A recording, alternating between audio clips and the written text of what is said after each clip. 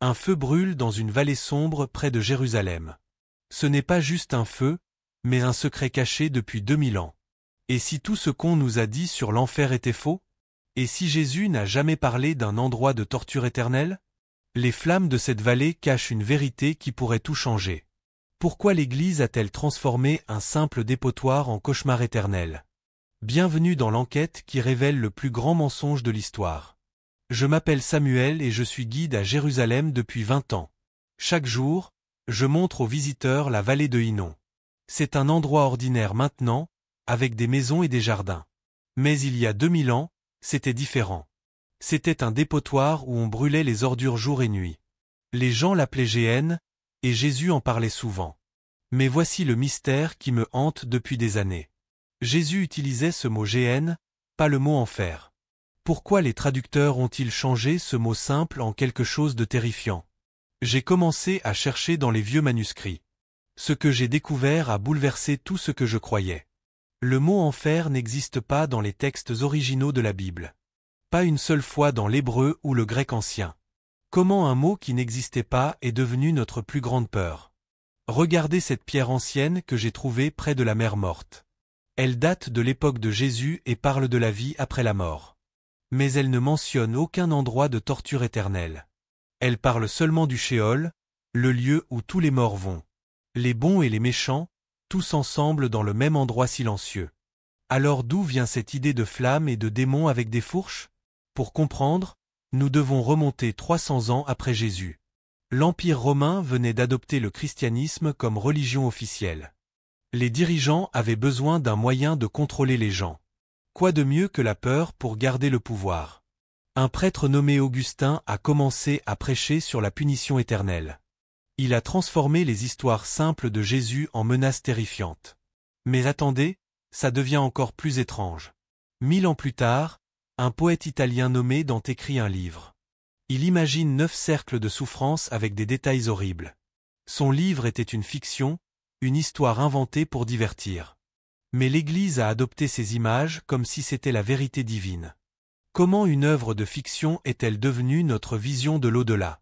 Venez avec moi dans cette ancienne bibliothèque à Rome. Ici se trouvent des manuscrits que peu de gens ont vus. Ce document date du IIe siècle après Jésus. Il contient les enseignements d'un homme nommé Origène. Origène était l'un des plus grands penseurs de l'Église primitive. Il enseignait quelque chose de complètement différent sur la vie après la mort. Il croyait que Dieu sauverait finalement toutes les âmes. Pas de torture éternelle, mais une restauration universelle de toute la création. Cette idée s'appelait apokatastase, un mot grec signifiant réconciliation totale. Beaucoup de premiers chrétiens croyaient cette belle vision d'espoir. Mais que s'est-il passé avec cet enseignement? L'Église l'a déclaré hérésie et a brûlé les livres d'Origène.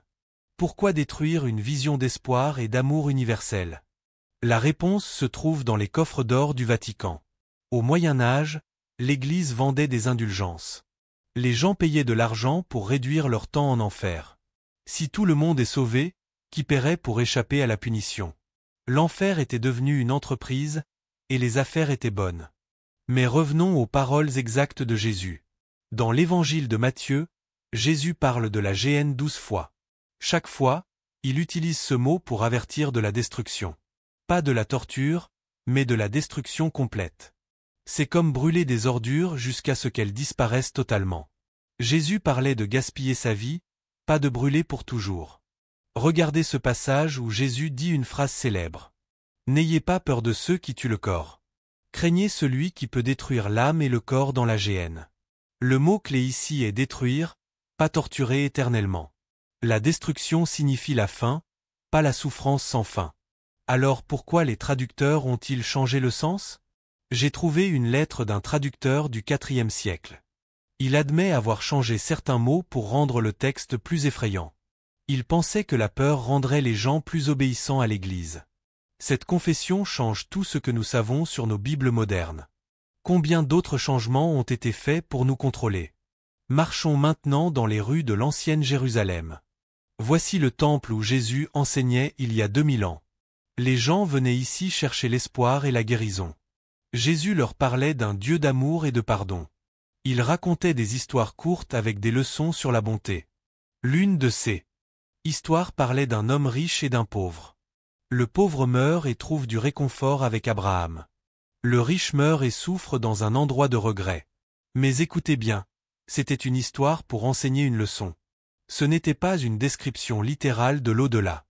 Jésus critiquait les riches qui ignorent les pauvres.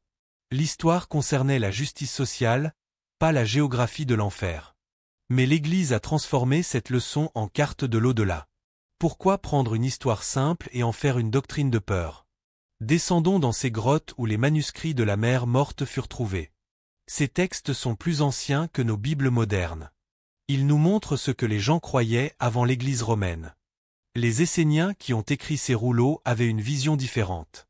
Pour eux, les méchants étaient simplement détruits, effacés de l'existence.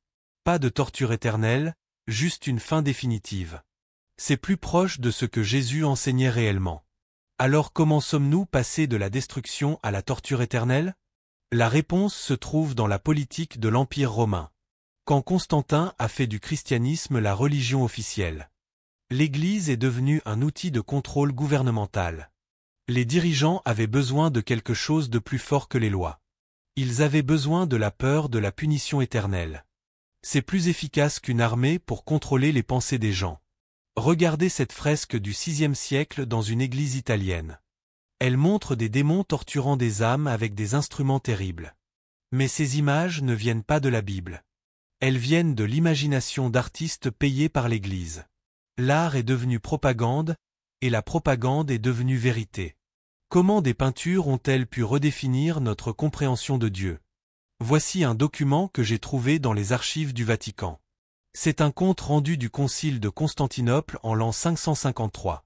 L'Église a voté pour condamner l'idée de la réconciliation universelle.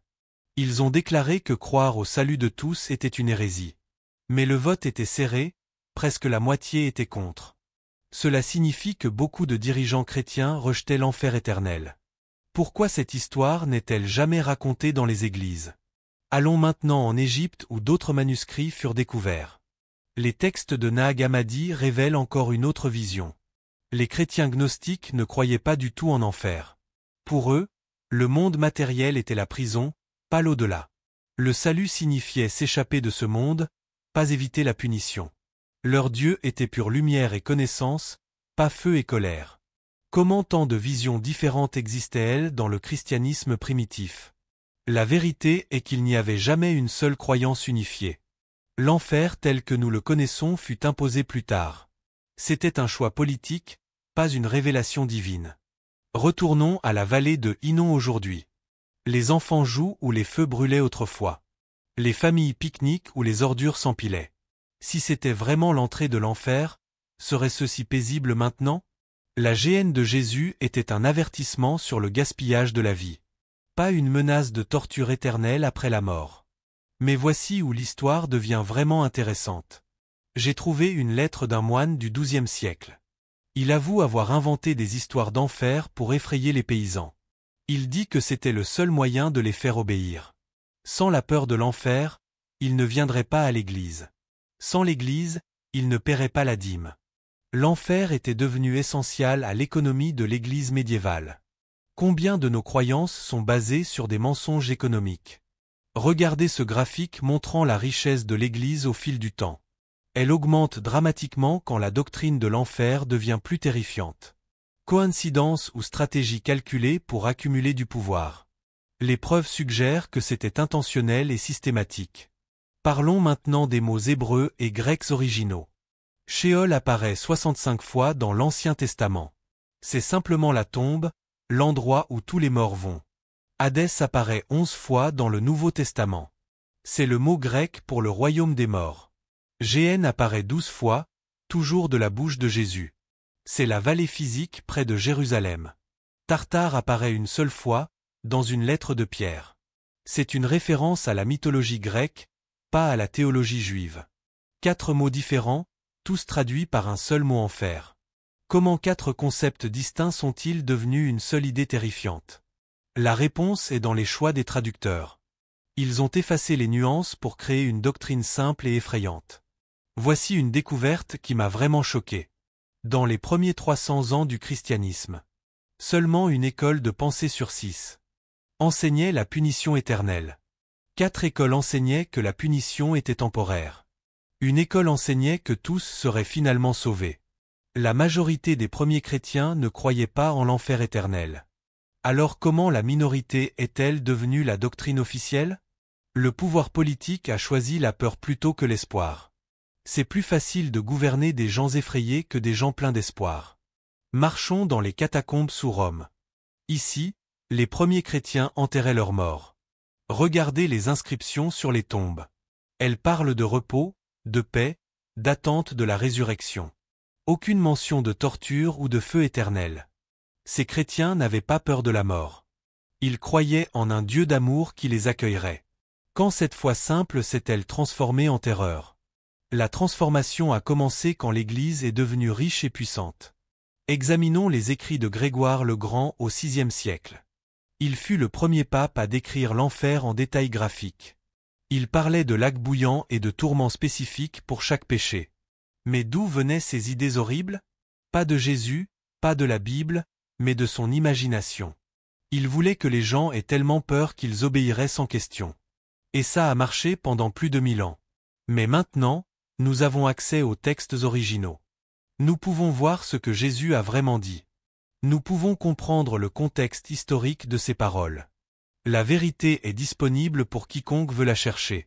Alors pourquoi tant de gens croient-ils encore au mensonge? La peur est difficile à désapprendre une fois qu'elle est implantée. Des générations ont grandi avec ces images terrifiantes. C'est devenu partie de notre culture, notre art, notre littérature. Mais la vérité a le pouvoir de nous libérer de cette peur. Regardons ce que Jésus enseignait vraiment sur Dieu. Il parlait d'un père aimant qui cherche ses enfants perdus. Il racontait l'histoire d'un berger qui laisse 99 brebis pour chercher celle qui est perdue jusqu'à ce qu'il la trouve.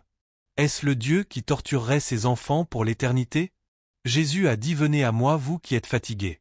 Je vous donnerai du repos, pas je vous menacerai de feu. Son message était d'espoir et de transformation, pas de peur. Alors comment ce message d'amour est-il devenu une doctrine de terreur? Suivons la piste de l'argent à travers l'histoire. L'Église médiévale vendait des indulgences pour des millions. Les gens payaient pour réduire leur temps en purgatoire. Les riches pouvaient acheter leur sortie de l'enfer. Les pauvres vivaient dans la terreur de la damnation éternelle. C'était le système de contrôle parfait basé sur la peur. Mais et si je vous disais que le purgatoire aussi fut inventé? Il n'apparaît nulle part dans la Bible. C'était une création du XIIe siècle pour générer des revenus. L'Église a littéralement inventé un endroit pour vendre la sortie. Comment une fraude si évidente a-t-elle duré si longtemps? Parce que questionner l'Église signifiait risquer d'être brûlé comme hérétique. La peur protégeait le mensonge, et le mensonge générait plus de peur. C'était un cercle vicieux qui a duré des siècles. Mais maintenant, nous pouvons briser ce cercle. Nous avons les outils pour examiner les preuves nous-mêmes. Regardons un autre texte ancien, l'Évangile de Thomas. Découvert en Égypte, il contient des paroles attribuées à Jésus. Nulle part il ne mentionne la punition éternelle. Il parle de trouver le royaume de Dieu en nous.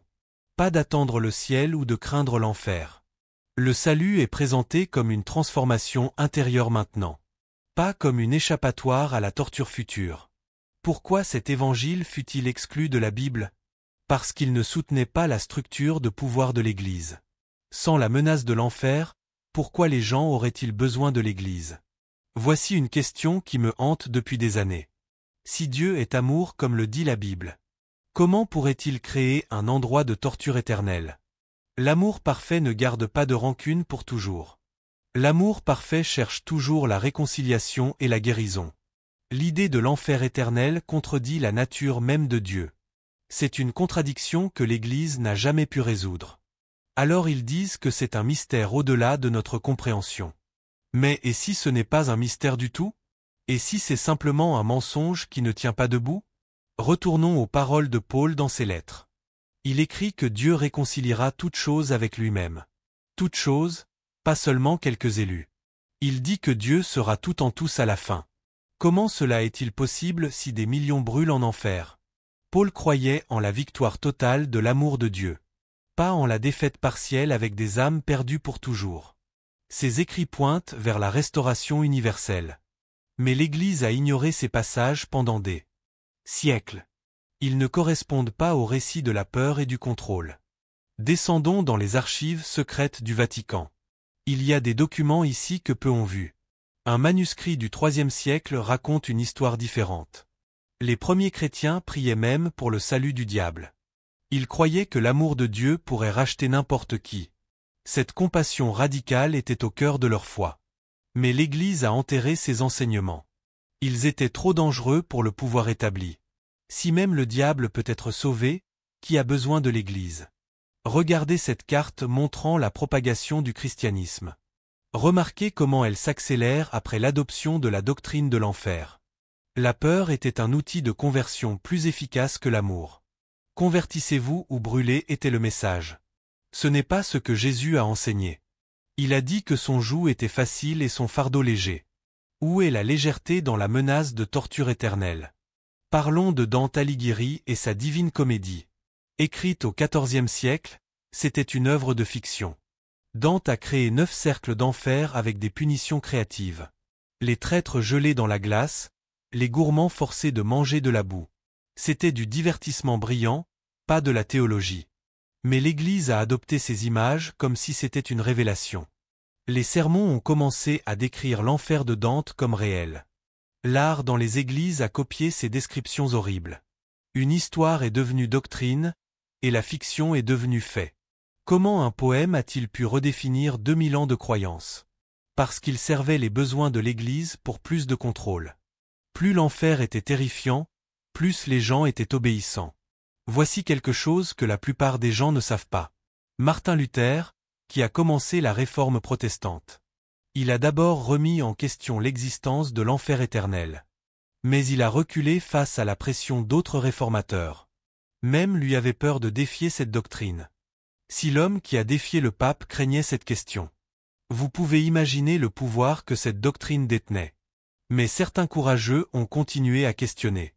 Les universalistes ont maintenu que tous seraient sauvés. Les annihilationnistes ont enseigné que les méchants cesseraient d'exister. Ces voies alternatives n'ont jamais complètement disparu.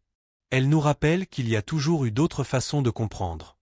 Marchons une dernière fois dans la vallée de Hinnom. Le soleil se couche, projetant de longues ombres. C'est paisible maintenant, mais je peux imaginer les feux d'autrefois. Les feux qui brûlaient les ordures, pas les âmes. Jésus a utilisé cet endroit comme avertissement. Ne gaspillez pas votre vie comme on jette les ordures. Vivez avec un but, avec amour, avec compassion. C'était son vrai message, pas la menace de torture éternelle. Alors où cela nous laisse-t-il maintenant? Nous avons découvert que l'enfer tel qu'enseigné n'est pas biblique. C'est une construction humaine, construite sur la peur et le contrôle. Les mots originaux ont été mal traduits. Les métaphores ont été littéralisées. La fiction est devenue doctrine. L'amour a été remplacé par la peur. Mais la vérité est toujours là dans les textes anciens. Dans les paroles de Jésus correctement comprises. Dans les écrits des premiers chrétiens. Dans la nature même d'un Dieu d'amour. Nous n'avons pas à vivre dans la peur. Nous pouvons embrasser l'espoir de la restauration universelle. Nous pouvons croire en un Dieu qui n'abandonne jamais. Un Dieu qui cherche jusqu'à ce que tous soient trouvés. C'est le message radical que Jésus a apporté. C'est la bonne nouvelle qui a été enterrée sous la peur. Mais elle renaît maintenant alors que les gens découvrent la vérité. Les érudits examinent les textes originaux. Les historiens retracent le développement de la doctrine. Les croyants ordinaires posent des questions difficiles. Le château de cartes de l'enfer commence à s'effondrer. Et avec lui, des siècles de contrôle basés sur la peur. C'est un moment de libération pour ceux qui cherchent la vérité. Regardez autour de vous dans le monde aujourd'hui. Les églises qui prêchent l'enfer perdent des membres. Les jeunes rejettent un Dieu de torture éternelle. Ils cherchent un message d'espoir et d'amour. Ils veulent un Dieu qui ressemble à Jésus. Pas un tyran cosmique avec une chambre de torture. Ce changement se produit partout dans le monde. Les gens se réveillent au mensonge qui les a tenus captifs. Ils découvrent la liberté dans la vérité. Alors, quelle est la prochaine étape dans ce voyage? D'abord, nous devons continuer à examiner les preuves. Lire les textes originaux, comprendre le contexte historique. Ne pas accepter aveuglément ce qu'on nous a enseigné. Deuxièmement, nous devons partager cette vérité avec courage. Beaucoup vivent encore dans la peur de l'enfer. Ils ont besoin d'entendre le vrai message de Jésus. Un message d'espoir, pas de terreur. Troisièmement, nous devons reconstruire notre compréhension de Dieu. Un Dieu dont l'amour est vraiment inconditionnel. Un Dieu qui ne torture pas mais transforme. Un Dieu qui gagne par l'amour, pas par la peur. C'est le Dieu que Jésus nous a révélé. C'est le Dieu qui a été caché par des siècles de doctrine. Mais ce Dieu émerge à nouveau dans notre temps. Pensez aux implications de cette vérité. Si l'enfer n'est pas réel, que devient le salut? Ce n'est plus échapper à la punition. C'est entrer dans la vie abondante maintenant. C'est la transformation, pas la transaction. C'est l'amour, pas la peur. C'est l'espoir, pas le désespoir. C'est ce que Jésus offrait vraiment. Et c'est ce qui a été volé par la doctrine de l'enfer. Mais nous pouvons le récupérer. Nous pouvons retrouver le vrai évangile. La bonne nouvelle que Dieu aime tout le monde. Que personne n'est au-delà de la rédemption. Que l'amour gagne à la fin. C'est le message qui peut transformer le monde. Pas par la peur, mais par l'espoir. Pas par la menace, mais par la promesse. Alors que nous terminons ce voyage ensemble, je veux vous laisser avec une dernière pensée. L'enfer que nous avons craint n'était jamais réel. C'était une ombre créée par des hommes avides de pouvoir. Mais les ombres disparaissent quand la lumière brille. Et la lumière de la vérité brille maintenant. Elle révèle un Dieu d'amour infini. Un Dieu qui ne renonce jamais à personne. Un Dieu qui transforme même les ordures en jardin. Comme la vallée de Hinnom aujourd'hui. De dépotoir brûlant à lieu de vie. C'est la vraie histoire de la rédemption. Pas la punition éternelle mais la restauration éternelle. C'est ce que Jésus enseignait dans cette vallée. C'est ce que les premiers chrétiens croyaient. C'est ce que nous pouvons croire à nouveau. La peur a régné assez longtemps. Il est temps que l'amour reprenne sa place légitime. Il est temps que la vérité nous libère. Merci de m'avoir accompagné dans cette découverte. J'espère qu'elle vous a ouvert les yeux comme elle a ouvert les miens. La vérité est là pour tous ceux qui la cherchent. N'ayez pas peur de poser les questions difficiles. N'ayez pas peur de défier les vieux mensonges. La vérité vous rendra libre, comme Jésus l'a promis. Et cette liberté commence maintenant. Pas dans un ciel lointain ou un enfer imaginaire. Mais ici, aujourd'hui, dans cette vie. C'est le vrai cadeau de comprendre cette vérité. Nous pouvons vivre sans peur. Nous pouvons aimer sans condition. Nous pouvons espérer sans limite. C'est le royaume de Dieu que Jésus proclamait. Un royaume d'amour, pas de peur. Un royaume de vie, pas de mort.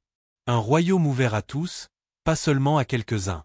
C'est la bonne nouvelle qui attend d'être redécouverte. Elle a été enterrée sous des siècles de doctrine. Mais la vérité ne peut pas rester enterrée pour toujours. Elle pousse à travers les fissures comme des fleurs dans le béton. Elle trouve un chemin vers la lumière. Et maintenant, elle brille pour tous. L'enfer tel que nous l'avons connu est mort. Mais de ses cendres, l'espoir renaît. Un espoir que l'amour est plus fort que la peur.